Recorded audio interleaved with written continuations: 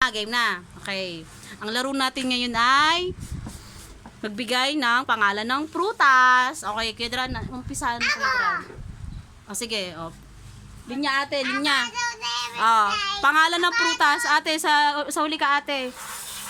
O, game. Magbigay na pangalan ng prutas, anak. Puta. O, ano pangalan ng prutas, anak?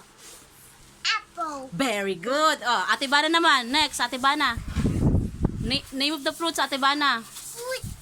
Fruits. Anong fruits nga, ate Bana? Fruit. Ba? Ha? Ba? Ha? Ba? Ako na lang.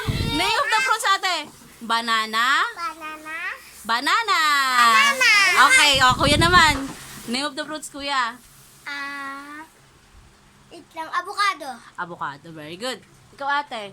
Apple. Apple. Ay, nasabi na ni Abby. Another one pa. Pagbana. Ano pa? Pine? Pineapple. Very good.